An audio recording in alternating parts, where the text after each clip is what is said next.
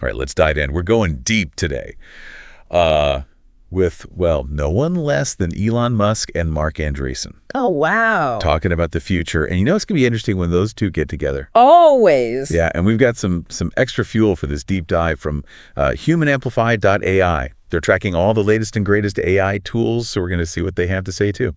Cool. So buckle up, get ready to explore the economic side of things, the potential for censorship, maybe even some division. And, well, who knows? Maybe we'll touch on the philosophical stuff too. AI's rise, all that. Sounds like a lot to unpack. It is. Should be fun, though. Let's jump right in then. Andreessen makes this really bold claim right off the bat. AI is as big a leap, as significant as the microprocessor, PCs, and the internet, all combined. Whoa, hold on. That's a big statement. Like those things, they completely changed how we live and work, communicate, everything, right? Right. So is he saying AI will have that kind of impact? Yeah.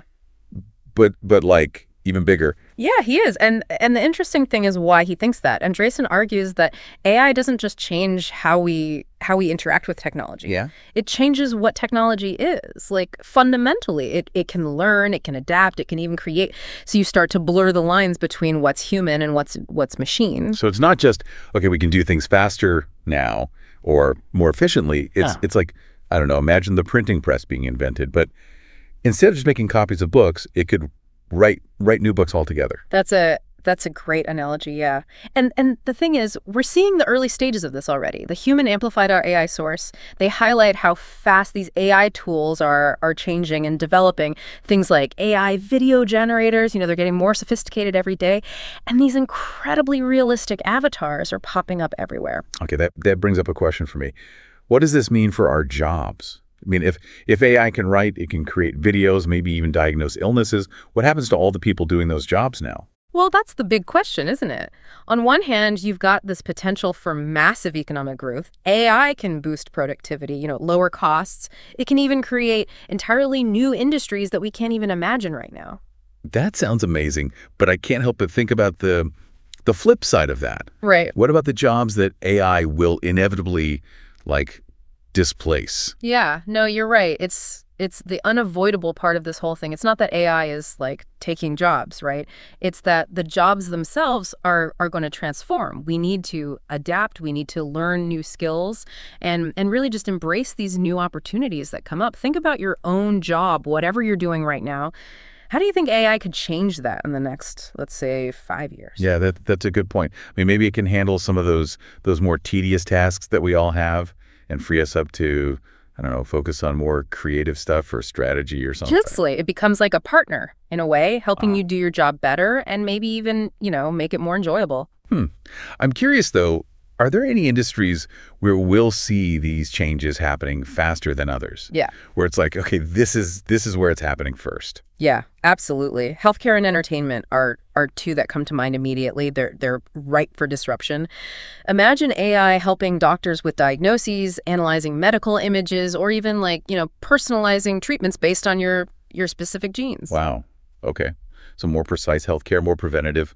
Amazing. Right. And in entertainment, AI could give you these hyper-personalized movie recommendations or create special effects in real time as you're watching, maybe even write entire scripts that are just for you. It's almost like this future where healthcare is getting this massive upgrade. Yeah. And entertainment is becoming so personalized. It's really something. But it also makes me It's wonder. about robots. Yeah. We've all seen those sci-fi movies where robots take over everything. Now, I'm not saying we're headed for a Terminator situation, Right. But with all this talk about AI and automation, it's hard not to picture robots becoming more, I don't know, present in our daily lives. Well, before we jump into a full-blown robot apocalypse, let's just talk about what's realistically possible in the near future. The sources we're looking at suggest that we're only 3 to 5 years away from some really significant advancements in humanoid robots and automation in general. 3 to 5 years, that's not very far away. What are the biggest challenges they need to figure out to make that happen? There are a few. Hardware control is still a challenge, energy storage, how to power these things for extended periods. And believe it or not, the AI software itself still needs some work. Really? Yeah, for robots to actually operate in the real world, out there, not just in the lab, they need incredibly robust AI that can handle, unexpected situations, learn from mistakes, and adapt to constantly changing environments. So it's not just about building a robot that can, walk and talk. It has to think on its feet, so to speak. But if this is moving so fast, is anyone pushing back against it? I mean, is there any resistance to this kind of change? Yeah, and it's coming from a surprising place, actually. The source material highlights resistance coming from, get this, entrenched power structures. Like think about unions, regulatory bodies, certain industries, anyone who benefits from keeping things the way they are. Change is disruptive, and those in power often resist that kind of disruption, even if it could lead to, progress in the long run. It's like those stories about the Luddites, smashing those looms during the Industrial Revolution. They were scared of the change the technology brought, even though it led to a better standard of living for a lot of people. It's a similar pattern. So we're headed for a similar kind of clash now between those who embrace AI and those who are resisting it. That's exactly what Andreessen predicts, yeah. He calls it this great bifurcation of society. Okay, so on one side, you'll have those who are all in on AI and all the potential that it brings. And on the other side, you've got those who are afraid of the consequences and they're clinging to what's familiar. So where does that leave the rest of us? I mean, are we going to be forced to choose sides in this AI revolution? Yeah, it's a question we all have to think about, right? Where do we fit into this whole thing? Are we embracing it? Are we resisting it? And how do we even navigate a world where this technology is changing everything so fast? It's a little overwhelming, to be honest. Like, I'm excited about the possibilities, personalized healthcare, amazing entertainment, robots doing my chores. Who would want that? Yeah. But then there's the other side of it. Job displacement, this potential division in society, and this idea that AI could be used to control information. That's kind of scary. Yeah, it's complicated for sure, and it's important to look at both sides, the good and the bad. But let's get back to this great bifurcation idea for a minute. Andreessen, he's not the first one to predict this kind of split in society when new technology comes along. We've seen this kind of thing throughout history. Oh, yeah, you're right. Like, think about the printing press. We were talking about that earlier.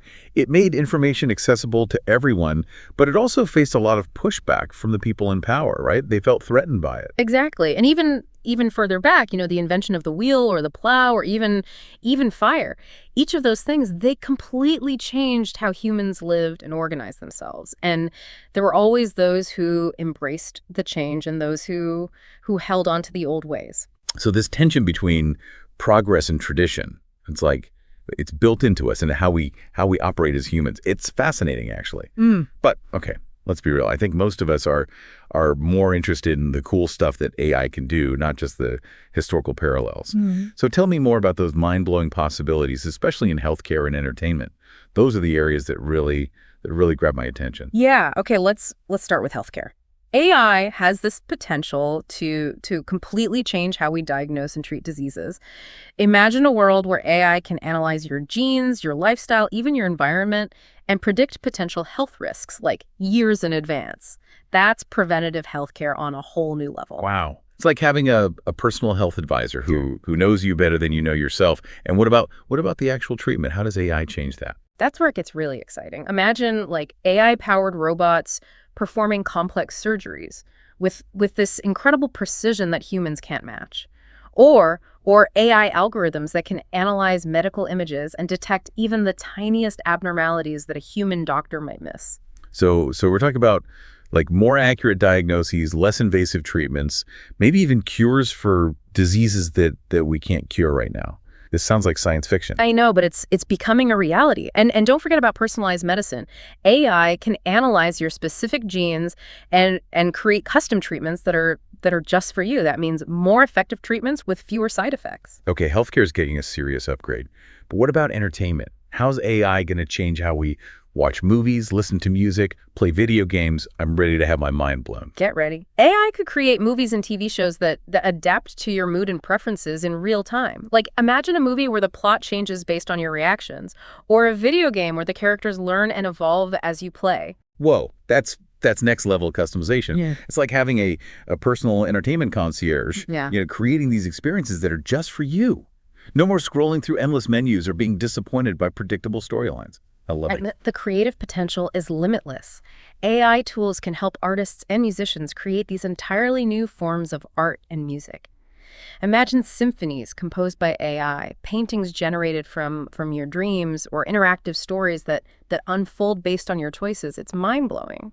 It's like AI is becoming this creative partner, helping us to be more imaginative and expressive. It's incredible. But with all these amazing advancements, I keep coming back to the economic side of things.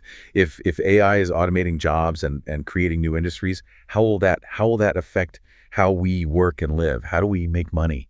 That's the big question, isn't it? And there's no easy answer. We're in uncharted territory here. And the truth is we don't know exactly how it's all going to play out. But one thing's for sure. We need to be ready for a future where work looks very different than it does today. So how do we prepare for that? What skills are going to be essential in this AI-driven world? What do we need to learn? Adaptability, being able to learn new things throughout your life, constantly developing new skills and being open to new opportunities. The jobs of tomorrow, they might not even exist today. So we have to be flexible and willing to evolve. So it's like we're all becoming entrepreneurs of our own careers, in a way, always learning, adapting, treating value however we can. Yeah. But what about the people whose jobs are displaced by AI? What happens to them? That's where things get really tricky. And it's a conversation that we need to be having right now as a society.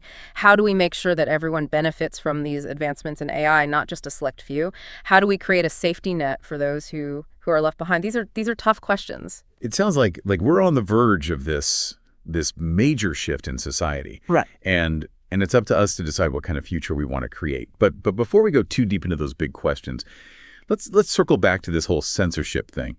You mentioned earlier that Andreessen sees this as a major battleground in this age of AI.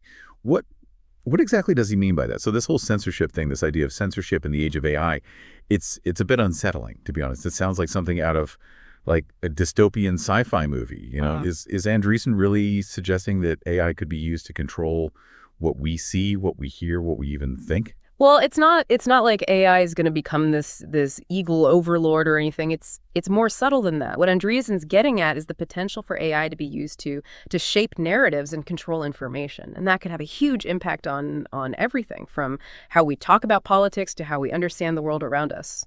Okay, I see what you mean. It's not that AI is inherently bad. It's how it could be used, right? Intentionally or even unintentionally to manipulate information and influence people's beliefs.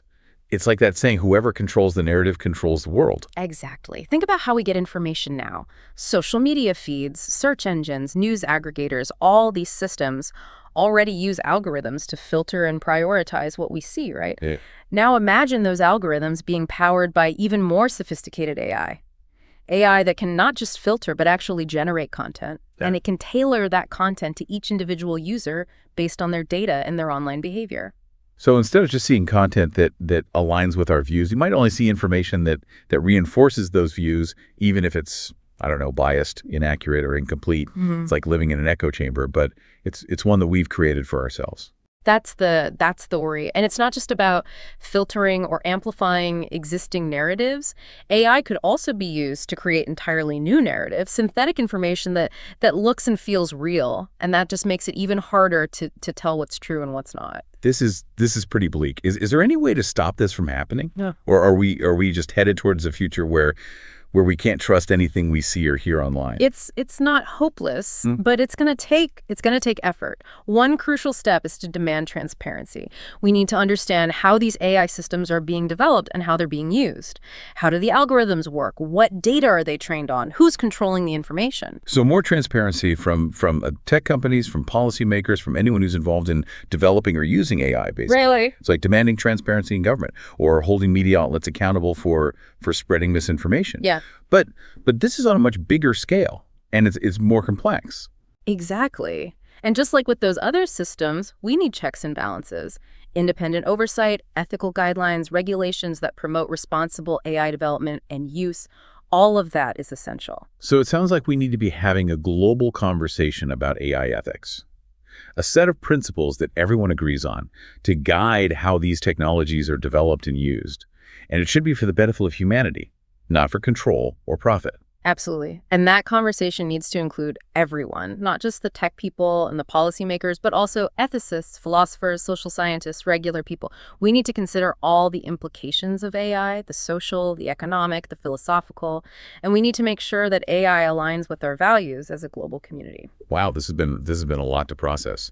But it seems like the future we're facing, it's not some predetermined thing. It's a series of choices that we need to be making right now. You got it. The future of AI is not set in stone. It's up to us to decide what role we want it to play in our lives and what kind of world we want to create. So as we wrap up this deep dive, what's the one thing you want our listeners to take away from this? What's the most important thing we can do to shape a positive future with AI? Stay informed, stay engaged, stay curious. The more we understand about AI, the better equipped we'll be to navigate all of this and advocate for its responsible use. Don't be afraid to ask questions, challenge assumptions, and be part of creating a future where AI empowers us rather than diminishes us. Those are some wise words. A huge thank you to you for sharing your insights and for helping us explore this complex and fascinating topic. And to our listeners, thank you for joining us on this journey. Until next time, keep asking questions and stay curious.